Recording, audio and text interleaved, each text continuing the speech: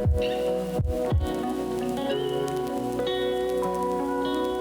Aaron Spatz, and this is the Veterans Business Podcast, a podcast centered around the stories of U.S. military veterans and their adventures in the business world following their time in service. It's stories of challenges and obstacles, and an inside look at how veterans find their life's work, their purpose, and their post-military lives.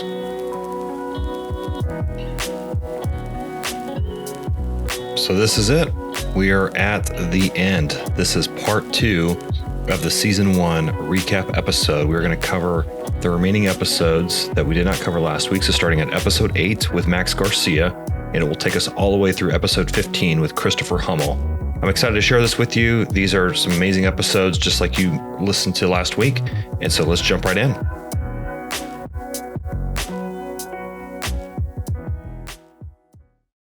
So what I always said is that the best part about being a sergeant major is that people bring the biggest problems to my office, people with life-challenging things.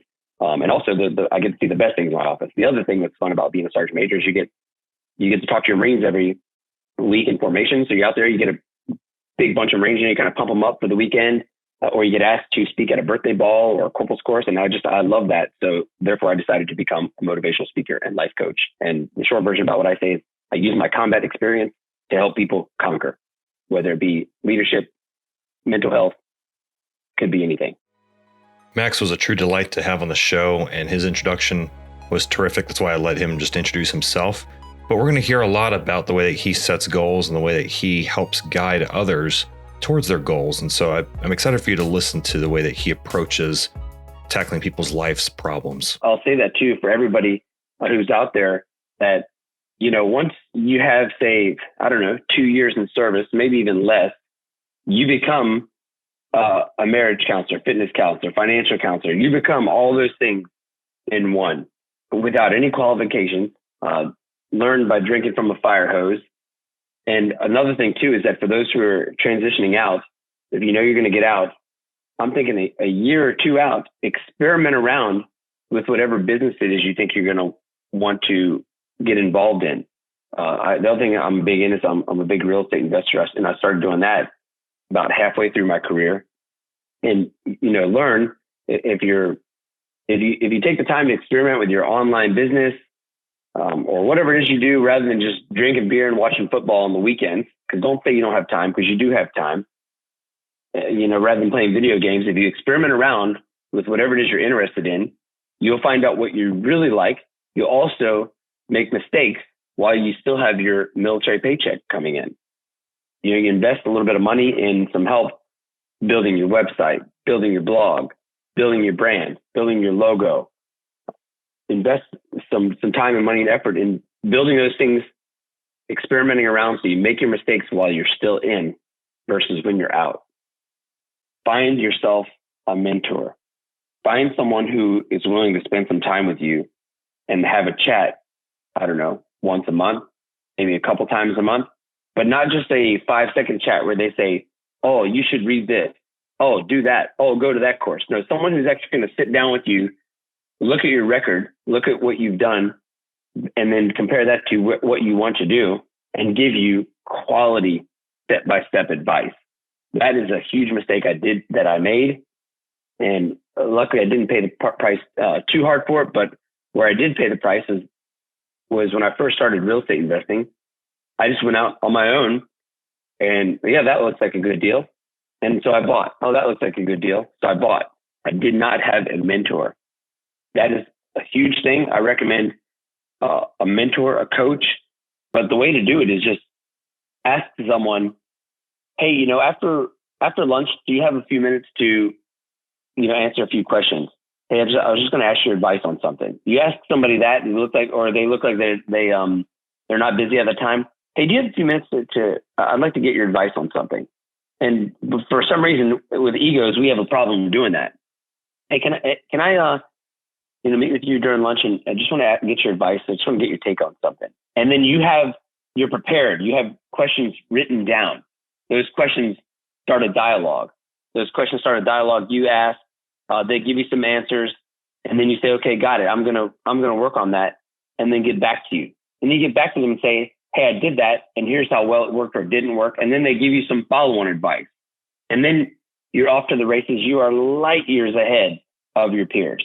These next two clips are especially fantastic. He goes straight for the heart with the veterans community and really challenging the way that we think towards our life pursuits after we've served. And then at the very end, he also covers how you set goals and really the mindset around setting a goal and how to just a slight shift in the way that you think and the way that you frame what it is you want can make all the difference. There's this whole vibe about so many veterans that they think that is the best thing they've ever done in their life. And they think that's the best thing they will ever do in their life. And nothing could be further from the truth. Yes, being a veteran is so honorable, and I'm so proud that I did it. However, I can tell you right now, my best work is yet to come by far. And everyone should look at it that way because, you have this thing called freedom and your DD-214 in hand. So you've got the credentials, you've got the been there, done that t-shirt, which gives you just street credibility. You walk into a room, credibility is just dripping off of you. And then you have your time to be able to do what you want to do with that. So for all my veterans out there, stop, posting on social media how you feel sorry for yourself, that was the best thing you've ever done and or could do with your life. And it was like 20 years ago. Stop thinking that. You're still the same person. You've got that under your belt. Use it wisely. Use it as leverage. You've got something that, very few people have. Less than 1% of the nation wears any uniform whatsoever. Less than 1% of the nation. So you're special. Leverage that. Don't sit there in your sorrows saying, oh, woe's me. I wish I hadn't got out. That was the best thing I've ever done. I can't do anything else better. Stop thinking that. Your best work is yet to come if you look at it that way. If you're not certain how to look at it that way or you don't see it that way, call me and I will pick your skills apart, which you've forgotten of, and I'll tell you exactly what you got to do to apply it in the civilian world. And I mean, you can become 10 times the young buck fresh out of high school that you were in the military. I hear a lot of people say, oh, for this year, I'm going to lose weight. And if you write down lose weight and your focus is on weight, that's exactly what you're going to get more of. Your focus should be, I will weigh 130 pounds by said date or whatever the number is for you. And I will do this because that way it engages your subconscious mind better, and it engages your subconscious mind from the direction of focusing on what you want instead of what you don't want. I hear a lot of people say, oh, in 2020, I'm going to get out of debt. Okay, well, hold on. Before you write that down or before you focus on that, if you focus on debt, that's exactly what you're going to get more of. Instead, your written ambition, your written goal should say, I will have all 3 credit cards paid to zero balance by June 1st, 2020. I will have it paid to halfway at $5,000 by April 1st, 2020. And I will do this by taking the following action. Number 1, 2, 3. These things help you to focus your subconscious mind on what you want, not what you don't want. Versus just most people, they make these New Year's resolutions. It's like they only have a vague and mystic concept lingering in the back of their mind of the things they want to have, do, or become. And then they wonder why another year goes by and they never get them. Really enjoyed having Max on the program. I would definitely suggest that you go back and listen to his entire episode from start to finish, and everybody else for that matter. There's a ton of just amazing guests that we've been able to have on the show, and I would really encourage you to go back and pick apart some of the lessons learned that everyone has shared. We now shift gears to James Mabel. James was a fantastic guest also. And so we jump right into his story about how he joined the Marine Corps and that whole process. My senior year, I always remember this. Everybody was talking about what they were going to do after high school. I mean, literally, I heard everyone say they're going to A&M, they're going to UT. Everyone had plans. And for me, I really didn't have a plan of exactly what I was going to do. I was a little depressed by that because I heard so many excited voices and just hearing what everyone was doing. And for me, I was like, I don't know what I'm going to do. And I just remember this was probably like the last month of high school. Either we took a picture or we did the senior trip. One of these, it was so long ago. But we were all in a hallway, hundreds of us in a hallway after we took the picture. And the Marines, the recruiters, were at our high school, and they were coming down the hallway. And I just saw the uniforms, and I immediately thought about my uncle. And I'm, in a crowd of hundreds of people, and the recruiters saw me. They looked right at me, and one of them walked up to me and asked me, "What are your plans after high school?" And I said, "I don't know." He said, "Well, would you like to come with us?" And I was like, "Okay." And literally, I left the school and I went with them down to the recruiting station, and they talked to me about, joining the military and just what it would be like. And so obviously I was very, very inspired, and luckily, and I didn't know this, but luckily my uncle, he was obviously still in the military at the time. But he was stationed in Houston at the Houston Mets. Okay. And they knew him because the recruiters in College Station, whenever someone's signing up, any branch, they're going down to the Houston Mets and being processed and then going from there. Well, my uncle was working at the Houston Mets, and I called him and I talked to him, and I was debating the Marines or the Army. And he kind of sold me on, afterwards. He's like, think about, what that resume is going to look like. The fact that you've joined the Marines and you have that experience on your resume. Think about after the Marines. I was 10 years later out of the military. I didn't have any experience. I just had a college degree. And that didn't work. I was applying for various opportunities and getting no callbacks. Then I focused on the private sector and was applying for jobs and literally getting no callbacks at all. I was applying for jobs actually before I graduated college, and then after I graduated college, and even after I graduated college, I went back and pursued my master's because then I was thinking about teaching. So I enrolled in an MED program, and still I couldn't find a job, even teaching. This is, during the recession, it was tough. And so I can understand and relate to people now, even with a 4% unemployment rate, how competitive it is now after 2008.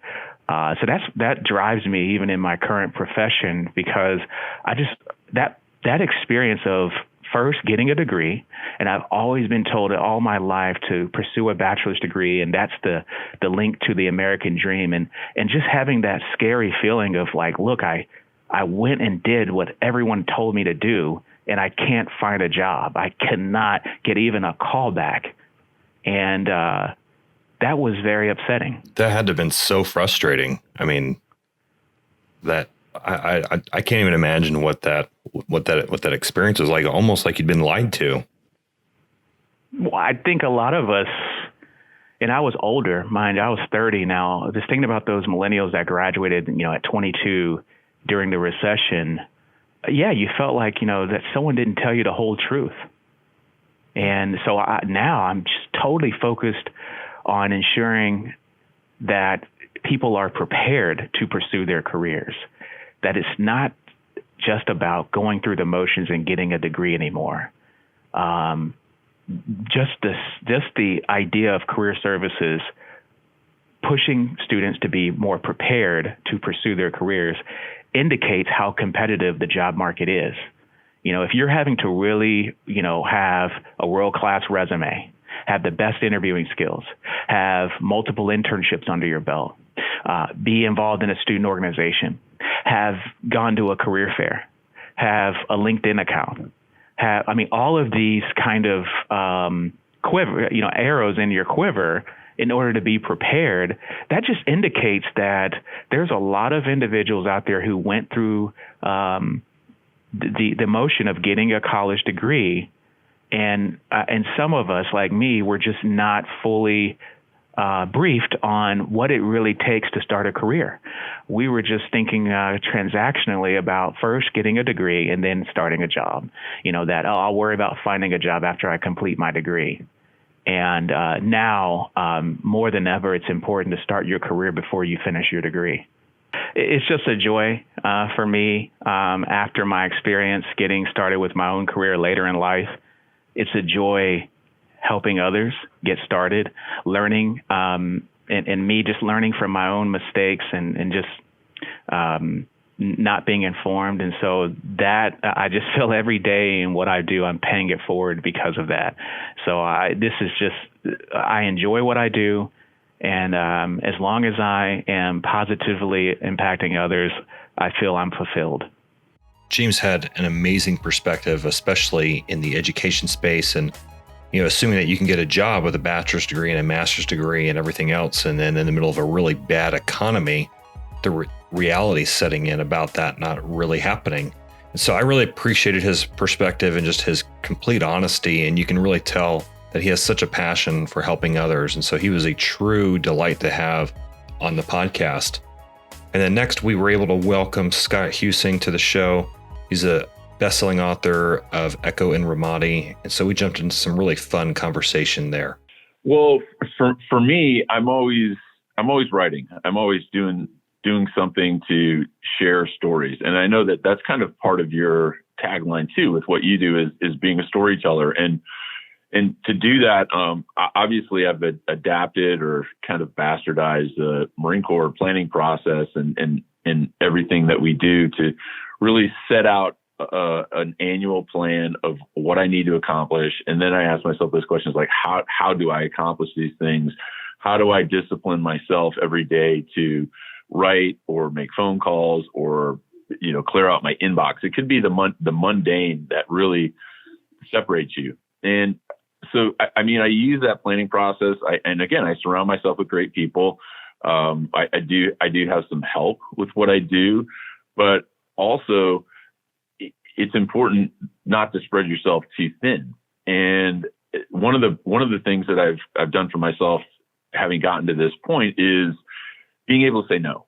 And a lot of people can't say no to things, especially veterans. And I'm not picking on veterans, but I'm saying we lead a life of service to others. And in my case, it was 24 years in the Marine Corps.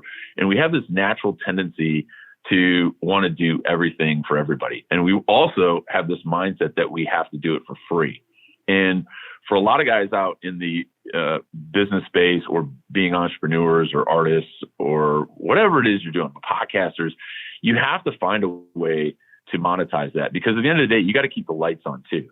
And I think for veterans, you really have to do one thing and ask yourself one question. And I say this to people a lot. What are you worth? What is your value? What is your hourly rate? And if you cannot answer that question, you're going to struggle. When you're in the military, it's not only a sense of obligation, but your duty that you're bound to by the oath you take, either enlisted or officer. And you're really there's not an option, I think, when you're on active duty. So you're forced to do that.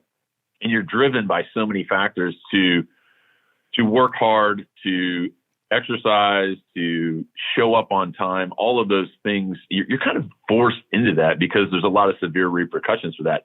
When guys and women transition from the military, and that whole system, that regimented system, is removed through whatever case, again, you have to be the person that disciplines yourself. And that's a really tough question for people to answer as they take off the uniform, they hang up the rifle, and now they're sitting at a desk or on their couch or wherever and asking themselves, how am I going to discipline myself to be successful? And asking themselves the really important question, I think the most important question, is, how do I make myself happy? That's a very, very important question. I'm not one of those guys that will wax esoteric either, Aaron. I think it is kind of a philosophical question. Like, what what do I need to do to make me happy? And because here's a newsflash. The job is not going to make you happy. The paycheck is not going to make you happy. The people in the office are not going to make you happy. Your wife, your husband, they're not going to make you happy. The kids aren't going to make you happy. You have to make you happy. And that isn't said to sound selfish or self-absorbed. What I'm saying is you have control over that. You're the one that sets the conditions for your own happiness. And I think all those things I mentioned previously, if you're surrounded by those things that are positive influences in you, that gives you satisfaction, and I think defines the word happiness. Scott shares with us some really cool advice about the power of perspective, even in the heart of facing a really difficult circumstance. And every transition can be good. Even a bad transition, I think, could benefit people if they get fired or sacked from some job. Don't view it as a negative. That's an example of that's something I absolutely don't want to do again, because the results came out poorly, and use that to your advantage. It's nothing to even hide on a resume. I think it's something that is a career enhancer. It said, hey, I was not a good fit for this. And it took this whole experience for me to figure out, yeah, that wasn't a good fit for me. And I decided that this is the right career path for me, or this is something I should be doing that makes me happy. And you could even explain that in an interview in those terms. I think is something. When you talk about transition as a whole, is the process needs to be repeated. Every single transition you do, whether it's in life, whether it's in your career, I think every one of those transitions builds your resume and just makes you a better person. Sometimes I'll do these events or I'll go speak, and it's something totally out of my comfort zone, but I force myself to get out of the house after I languish over packing a suitcase and drive and fly. And I meet all of these amazing people from fields totally unrelated to what I'm doing now, what I did in the past, and being able to share my story and make that connection. I think that allowing yourself to do that, what it's shown me is all of these different circles, whether it's from the military to the private sector, first responders, universities, different ages, different racial groups, cultural groups, all those circles have tended to overlap. And as they overlap, they grow closer and closer together. And imagine these circles just overlapping at different layers, and they build this huge column of support that you can really rely on. So being able to do that and not isolate yourself, staying connected and being willing to connect to other groups, that is really powerful. Scott was a lot of fun to have, and I really appreciated his insight and perspective, and he was just a lot of fun to have a really warm and genuine conversation with. Next, we switched gears and we went to Hollywood and we interviewed Kimberly Selhammer, and she was an absolute treat and tells a really compelling story. You'll have to listen to her episode in full to really get full context and perspective. But man, what an amazing story that she has endured. And I was really excited to share her story with you. But when I went to school, it was at a community college in Orange County, and they were amazing. They had an amazing film program. So I ended up in a screenwriting class. I didn't even know what it was. But 20 minutes into the class, I was like, oh my goodness, this is me. This is what I want to do for the rest of my life. Like, it was that clear. It was like a lightning bolt. Wow. When, just went off and hit me, and I'd always been a writer. The whole time I was growing up, I was writing poetry and writing novels and doing all kinds of stuff. And then I had lost sight of that. And now with the screenwriting class, it came back to me because I actually see a story. I don't conceive of a story as in words. I see it as in moving pictures.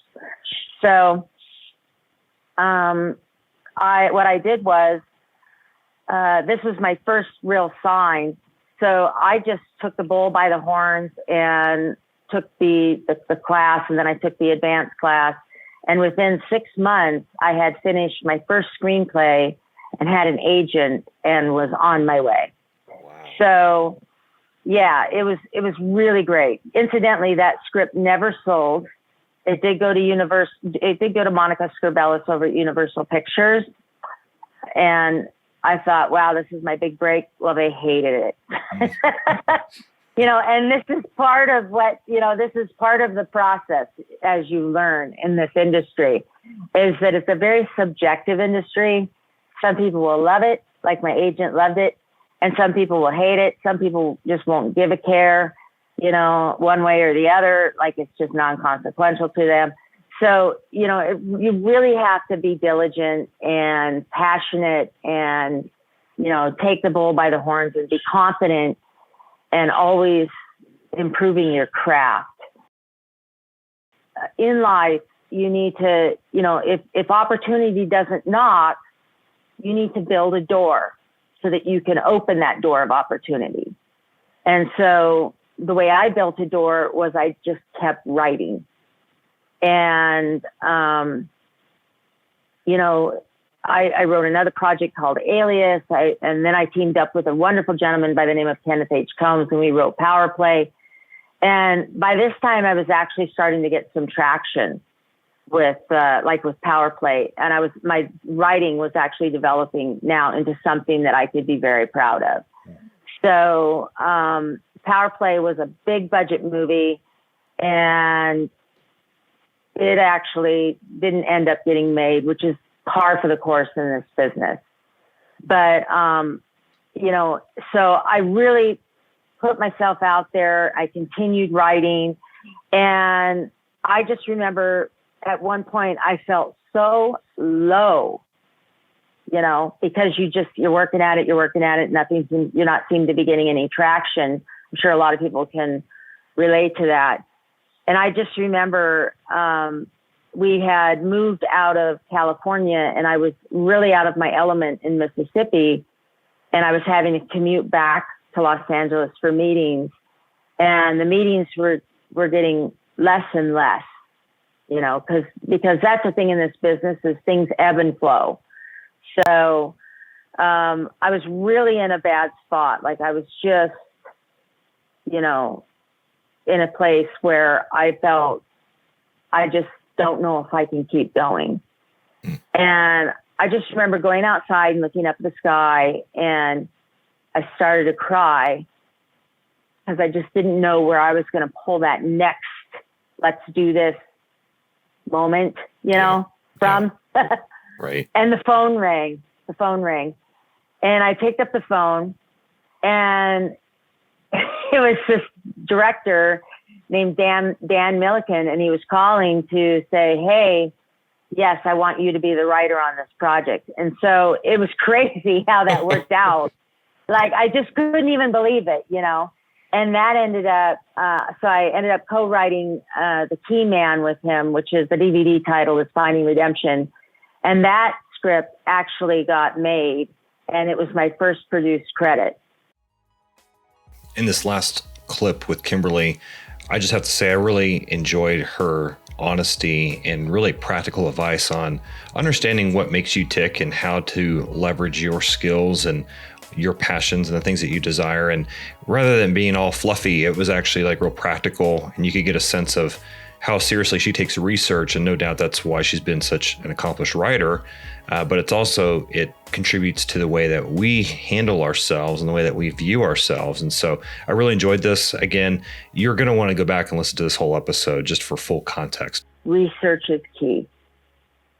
So, one thing may lead to another thing, may lead to another thing. So if they have anything that interests them at all, no matter what it is, they should start doing some research on it, and they can continue, just when I say do what you love, it may sound like, well, that's easy for you to say kind of a thing. But honestly, I think that they might feel more fulfilled, even if they have to keep that day job or doing whatever it is that's not fulfilling them for a while. If they put something in their lives that they're passionate about, it gives them joy. So they're not just punching a clock and going home and sitting in front of the tube and wondering, what do I do next? Like, do some research, do some real soul searching also, and say, what interests me? When I was a kid, what interests me? what turned me on then? Because a lot of times, we have a lot of clarity when we're younger, and who knows, it may inspire somebody out there to say, you know what, I really had an interest in gardening. So they take up gardening, and then, next thing you know, they could be having a podcast about gardening or whatever. But adding that passion to their lives is so important. And, if they're floundering, it's because they're doing something that is not calling to them. Like, they may take pride in their work. They may do an incredible job, but if they're floundering, like, emotionally or spiritually or just mentally, they just don't feel like they're all with it, because they're kind of half checked out, even though they're doing a great job. It's just not what they envision themselves doing. Right. Then I would encourage them to really, sit down and write down things that interest them.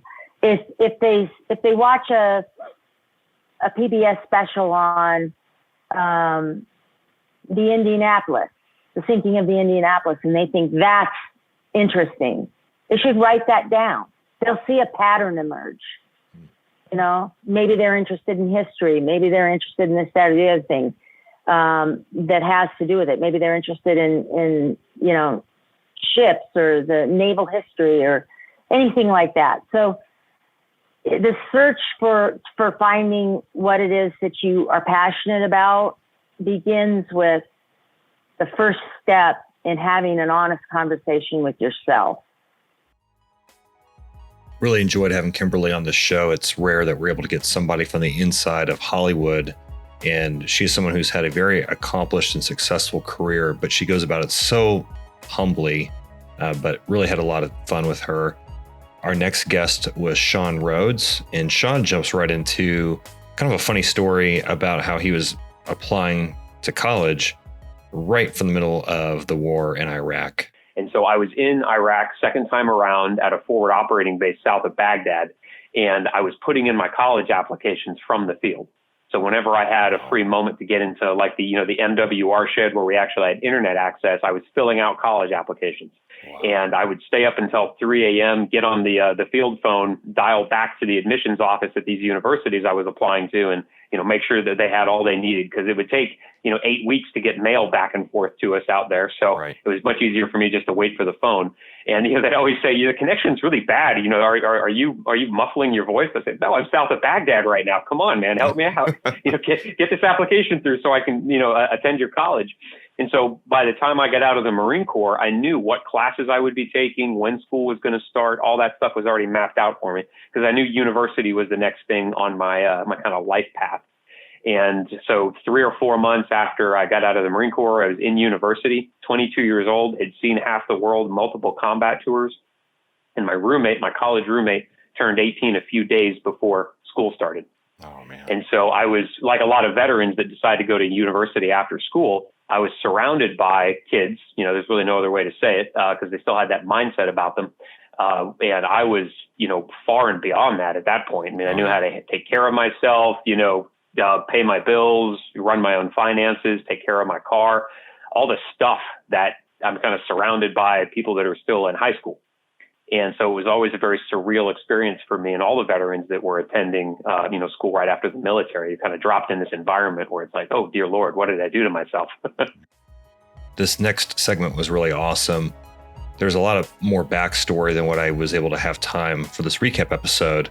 But we jump right into him discovering a book in the middle of a war zone and the impact that it had on him in his forward path. And it was The 7 Habits of Highly Effective People by Stephen Covey. And it was a random book in the middle of all these, paper romance novels. Yeah. And so I picked the book up, and it was the very first habit that really struck me. And it was, right what I needed to hear at that point in my life. And it was that we can't control always the things that happen to us, but we have complete control over how we react to them or how we perceive them. And at that point in that combat tour, that's exactly what I needed to hear, because I wasn't going to, unless I got injured, I wasn't going to give up my position. I wasn't going to get sent home early. So I had to deal with what was being presented to me. it was a crappy situation. There was no way around it. Right. But how I perceived it, how I chose to deal with it was completely in my control. And I could choose to make that an experience that was going to help me or one that was going to harm me. In this final clip with Sean, he talks a lot about the process of starting a business and just some of the ideas and the things that a lot of entrepreneurs go through in the early days of a business, and just some of his insights and the lessons that he learned through that process. If I was going to consult myself and say, Sean, here's what I advise you do, what would that piece of advice be? And for me, it was, you're trying a lot of different things. Why don't you do something consistently, sustain that for as long as you can? And if it doesn't work, then you'll know that at least that failed, to not do that anymore. Because what a lot of entrepreneurs do is we try everything and then we wonder why we don't get but very minimal results. Right. And so I began to do a couple of things very consistently to generate business, and it began to generate business. Learning what the Marine Corps had taught me, I looked at the overarching system and thought to myself, well, what's not working as well as it could? How do I improve that? Or how do I scrap it all together? For the things that are working, how do I do those 5 times more or 10 times more in order to get more results? And so I began to kind of play with it. If you think of the structure of an engine, I was learning how to put better fuel into the engine, learning how to engage all 8 cylinders instead of just 1 or 2. And when the engine began to really run with good fuel and on all 8 cylinders, that's when the revenue really began to come in. And that's when I could also hire more people to take those tasks off of my hands that I wasn't really excited about doing anymore, that I could systemize so that I was only focusing on the things I was uniquely qualified to do in my business. Really enjoyed having Sean on the show and really appreciated his honesty and the insights that he offered with his story. And so I just really treasured his story and his experience. Our next guest is Shantay Hall, and I'm actually going to let all of the clips that I put together for her, I'm going to let those play completely through because they actually flow pretty well together. But the themes that you're going to notice with her is a consistent trend in her life of education. You'll notice that education is incredibly important, and she spends a great deal of time discussing that. But then also her ability to bounce back from some pretty substantial challenges and obstacles that she's faced in her life, and the way that she's turned those around to make an impact in others' lives. And so you'll really enjoy her episode. And once again, I know I've said it 100 times already, but I would go back and listen to everybody's episode completely all the way through, because there are a ton of great pearls of wisdom that I just don't have time to completely extract here in just this short recap episode. So enjoy. We want to ensure relevancy, and long gone are the days where the high school diploma, amounts to anything, or the associate's degree. And so you're looking at that, even if you go and you get that HVAC or that plumbing, or, you're looking at the trades, car, maintenance, all these positions that are available right now. Cybersecurity, you can take any one of these industries. What is going to set you apart as a leader? And so what are your long-term goals and strategies, and what is needed? So to that maybe possibly younger, kid getting out of high school, I would say absolutely look at the trades. Or if we're looking at our military population, saying, okay, what are you looking to do? Case in point, I had a transitioning service manager of a very large military installation the other day tell me, well, Shantay, the troops just aren't interested in these jobs, and we want to focus on the jobs that the soldiers want. And I said, point blank, I don't care what jobs the soldiers want. I care what jobs are out there. I care what jobs are available, because if a service member cannot exit the military and successfully reintegrate with a career path ahead of them, forward thinking, already writing out the narrative, and they're not successful, then what happens to their resiliency? What happens to their overall health? You see, the civilian community is looking at us as the military right now going, yeah, we want to hire from your pool of people. If I, as a single mother with 2 small children, have someone coming to fix my AC, and I realize that they kind of their picture might look crazy. I'm not sure if I'm going to feel comfortable with that person coming to my home. but then I see in their bio that they were in the military, I might feel a little bit more comfortable and confident if I realize that that's one of my brothers or sisters who have served in the military. For me, when people say, follow your passion, I kind of reassess and look at it that in the military, we wear so many hats. And it's important to understand that all of those hats become a part of us. And so to not negate one of those things, we volunteer or voluntold within our local community. How do we continue to give back once we switch uniforms? And so I was always looking for ways to volunteer. I was in San Antonio at the time and to give back. And I stumbled upon a very large volunteer opportunity that led me into the nonprofit world, which then led me to being a director at the YMCA, starting a master's degree in an MPA with an emphasis in government and policy. And that was because of my newfound passion for the nonprofit sector, coupled with the fact that the state of Texas in 2011 had dumped millions into mental health. And my family was kind of coming together saying, how do we go from being so strong in uniform to then just failing at reintegration, not being able to be successful, losing all hope, losing agency. Again, there's agency and pathway, and your agency is your resiliency, your level of hope, the reason why you want to pursue a goal. And when we get out of the military, if we don't foresee that pathway that we're used to seeing, we can easily give up hope and a level of pursuance because we don't know what to pursue.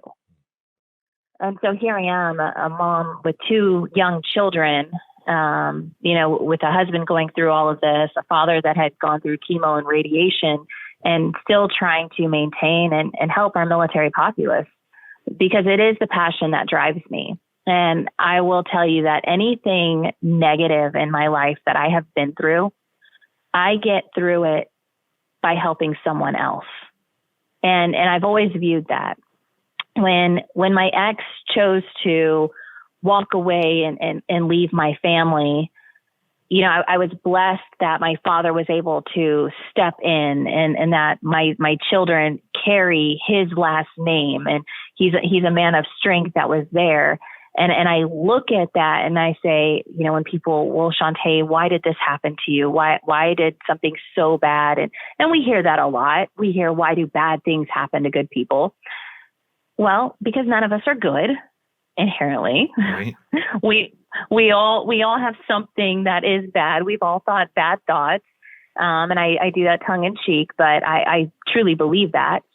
But 2, this has allowed me now as I go out and I help and support other caregivers, as I teach military spouses holistic health, well-being, and resiliency, and the ability and the critical need to be self-aware, to have a backup plan, to know who you are. Because if you would have asked me a couple of years ago, was this going to happen to you, Shantay? I would have never have foreseen it. And I think that I would rather some of the negative things happen to me because I had a support structure in place. Yeah. And not just that support structure, but I have that ability since I was a child that if something bad is happening, there's a story behind it. God is going to use that for good. He has a purpose. Absolutely. And I think when you look at our military culture, Baron, we volunteer. And I love that about the military. We're always voluntold to do something. And I firmly believe in my heart that is our ability to give back, that keeps us moving forward. Sometimes I love to run 5Ks. I'm a CrossFit coach and a yoga instructor, and I love to run. And for a couple of years in Houston, I was number 1 in all these races, and I was on this streak. Well, all of a sudden, my children wanted to start running with me. They no longer wanted to be in the stroller. They wanted to get out and run, maybe get back in, get out and run. And it dawned on me for the first time that sometimes, you have to take a step back in order to launch someone else forward. And that's the beauty in leadership. That's the beauty in encouraging future generations. And it's something now that through the midst of the ugly, the tears, the pain, you see the beauty in the next generation. You see the beauty in lifting up someone else because you have a story that's impactful and that resonates. Really enjoyed Shantay's story. I really appreciated just her complete openness and the way that she shared her story. And we got into some pretty deep topics there for a few minutes in a few different segments. And I'm really grateful and appreciative to her. And no doubt I can't imagine all the things that she has been through in her life, but no doubt she is continuing to drive on and drive forward and just doing a remarkable job in all that she does. Our next guest was April Sprintz. She was a ball of fire and energy, and I really, really enjoyed having her on the show. We actually connected over a common interest of a book, and we talk about that. But we also talk about a wide variety of topics from her time in the Air Force to some of the really cool and exciting things that she's been able to do since transitioning into the civilian world. So one of my favorite things, and I got to do some amazing stories. I got to take a flight from Texas all the way to Okinawa with a team of doctors and nurses that were going to fly a baby back on an ECMO machine, which it's an abbreviation for a really long term, but basically it pumps their heart and breathes their lungs for them. And it's extraordinary the kind of medical care that the military provides to their military members that most anyone who's in the military couldn't afford in the civilian sector. You just couldn't have that done. So that was really amazing to be a part of, to literally get on a flight, fly 17 hours to get that baby and bring them to the best hospital in the world for that family. And for me, now my news producer may have felt differently, but for me, that ended amazingly because by the time we got to Okinawa, the baby was doing well enough. We didn't need to take him back. And I thought that was fantastic. Nice. My news producer was like, but April, that was our story. I was like, don't worry, I can still make it work. That's awesome. So you could raise your hand and get out of the military fairly quickly. You could stay for up to 6 months, which, Aaron, that would have been the right thing to do. I'll take 6 months. I'll transition. I'll find a new role. Me, I was like, I'm going to give the Air Force 2 weeks notice. Oh, wow. So I got out 2 weeks after I said, because that's what I had remembered from my time in the civilian world. I was like, 2 weeks is plenty of time to find a role. Jeez. Oh, that's great. Oh, I have learned the most in my life from mistakes. And that was arguably a mistake, but I learned a lot and I'm really thankful for it. So I got out of the military and found out that the things that I did, having a degree, doing amazing things in the military, just absolutely did not translate to roles in the regular business world. And when you transition as a military person and you plan it out better than I did, you have transition assistance programs, you have things that help you. But candidly, having a lot of friends who have recently retired, even that doesn't translate it well enough. It can be difficult to make that transition. It's why one of my personal things that I do is any veteran that reaches out to me, whether I know them or not, I'm going to help them do those translations, leverage the contacts they have that they're not thinking about. Because if someone knows you, it's much easier for them to vouch for you, and then you can do that translation.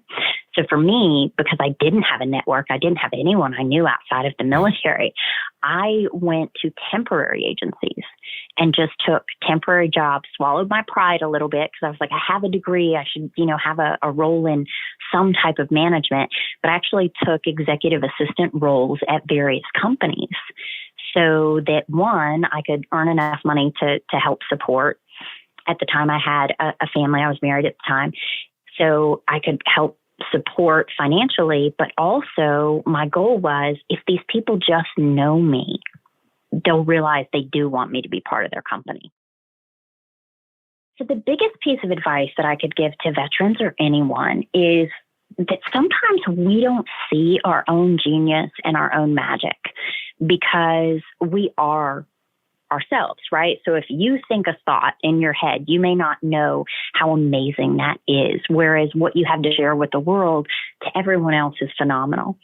So I would suggest that you talk to people that you admire and trust and ask them for their thoughts on you and your career and what they might do.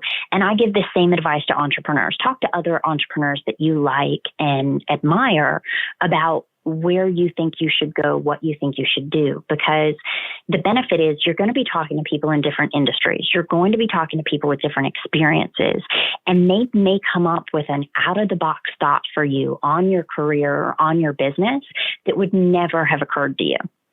And they can be such a vital source of not only information you don't know, but encouragement, because sometimes you don't know how incredibly special you are, whether you're an individual contributor in a company or someone who owns a business. It's someone else showing you how they see you that can sometimes really help you understand your true value. For me, I love to read. I love to learn, take classes, etc. But nothing has been as valuable as actual people, actual mentors, people that you look up to and you want to be like, and asking them for their advice and their thoughts and their input. And I'll tell you that people can be afraid to ask someone for their advice, for their help, or just reaching out to them to learn from them. I've never turned someone down in my entire life that asked for my advice or help. And on the flip side, I've never had someone turn me down. So what I would encourage people to do is to reach out to those folks that you admire and ask them how they might accomplish some of the things that you're looking to accomplish, because those nuggets of hard-earned, life-lived wisdom are the most powerful things that I've ever experienced.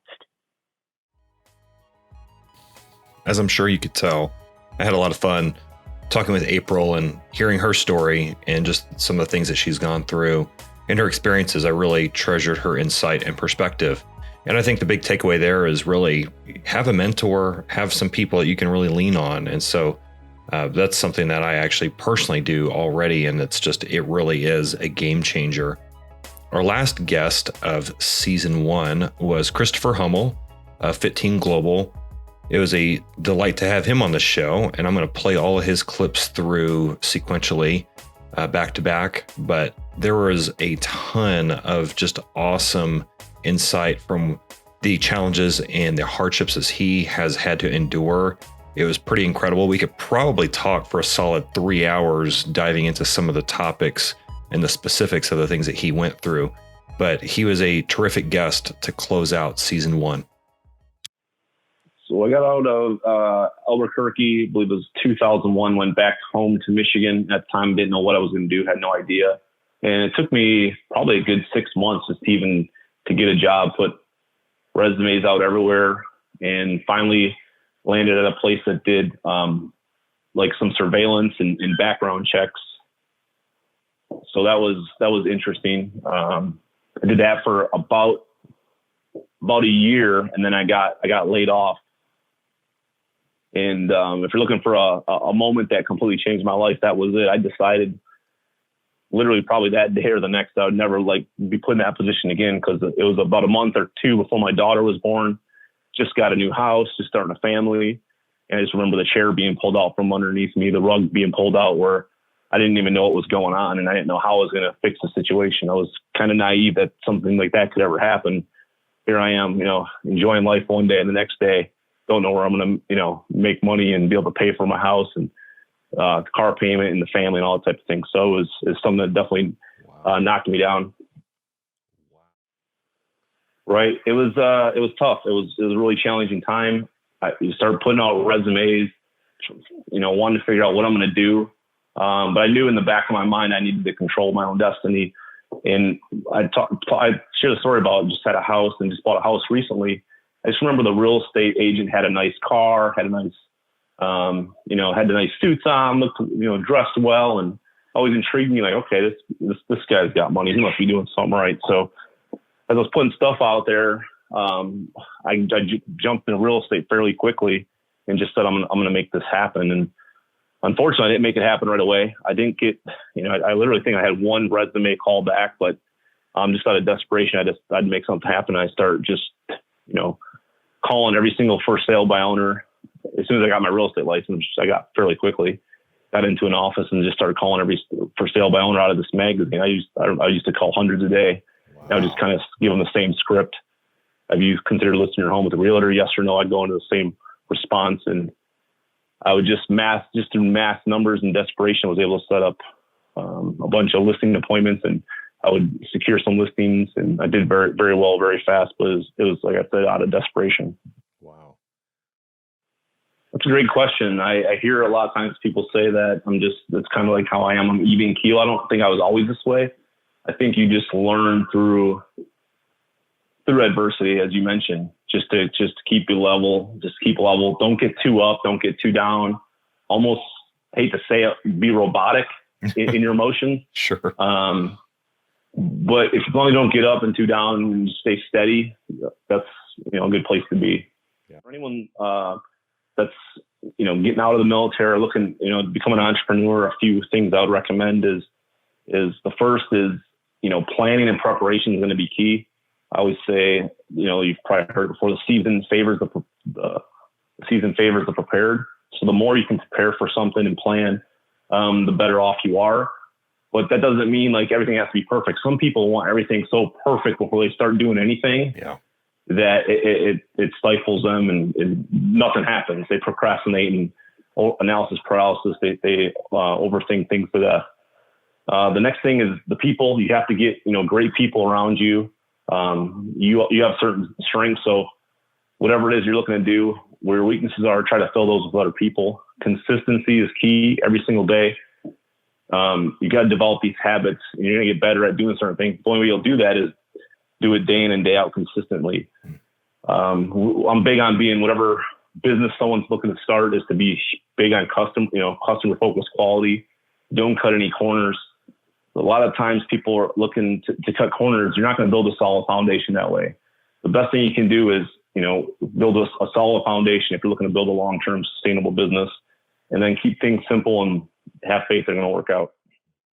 Being uncomfortable is what makes people successful. The more you're uncomfortable, more uncomfortable situations that you're in that you overcome. If you look at any very successful business person, they've overcome time and time and time and time again to get to where they're at. And most people are just afraid. They don't want to make a mistake. They don't want to do anything wrong. They're worried about how this person is going to perceive them or what that person is going to say about them. And it's just something you have to get over, and sooner the better. So what are some other uncomfortable things that you've gone through that you feel like has differentiated you? Great question. I was 17, being in the military at 17, when most of my friends were getting ready to go to college and have a good time. Being in basic training at 17, that was something that was very, very uncomfortable. Didn't know what to expect. Basically, most of my time in the military was very, very uncomfortable. Right. Yeah. And then just get into real estate. There's that sales where it's scary to sell, so to speak. People are afraid of rejection. What will they say? And you just take it. You gotta just get through it and you push through it eventually. Like I was fortunate, like I was desperate at the time. So I didn't care if somebody said no to me. I would go to the next person. But as you sharpen your skills, what you realize is it's obviously about relationships. And if you listen to people and you're looking for people that want what you have. Yeah. So, you develop that, but other uncomfortable situations. I've been divorced. I've had foreclosures, bankruptcy in 2008 when the market crashed. I was bankruptcy in 2009, I think it was. So I've had my share, car repoed. Wow. So my list of being uncomfortable goes around the block. What an amazing story from Chris. And he went into some pretty great topics and he went deep really fast. And I really enjoyed hearing what he had to say on so many different aspects. And no doubt he is well on his way over the last 5 years with Fit Team. So I'm really happy for him. And I cannot believe that I'm telling you right now that season 1 is now officially complete. I cannot believe we've arrived at this day. And season 2 premieres next week. So season 1, man, I have had such an amazing time. One, getting to know you, the audience, the person listening to the sound of my voice. I am truly humbled and honored that you have gone on this journey with me. I'm doing this really as my own give back, my way of fostering a veterans community. And I've been really, really overjoyed just to see how this whole thing has taken place. and how it's slowly grown and how we've been able to really grow the audience, but really more importantly, just grow a really cool community of people. And so I just want to thank you so much for tuning in to season 1. But I am so pumped for season 2. Just to give you a quick update and idea of how season 2 is going to go down. It will be featured primarily on YouTube, is where it will be both in video and audio. So you can still listen to it. So if you're listening to this over Apple Podcasts or Spotify or Google, Stitcher, wherever the heck you listen, you can still listen to the podcast in audio form. That is all good. But starting with season 2, you will now be able to consume the content in both video and audio form. So I would encourage you, jump over to YouTube, subscribe to my channel. The easiest way to do it is just go to youtube.com, then throw a search in the very top bar with my first and last name, Aaron Spatz, and you'll see my channel pop up. Go ahead and subscribe, because then that is going to be the primary place where episodes for season 2 in video form will be housed. And so I'm excited to see what you think. It is going to really feature folks on the entrepreneurial journey, some of the struggles and challenges, but I'm more interested in the stories of those that have grown a company from nothing and it's turned it into something. And so we'll get to hear stories of people in various aspects of that journey. I'm pretty picky about who I have come on the show, but it has been a blast already. We've gotten off to a great start with season 2. But once again, I just want to thank you for sticking in there for season 1, for welcoming me into your routine and into all the things that you do. So just a sincere, heartfelt thank you from me. And I'm truly honored, and I hope that you'll join me for season 2.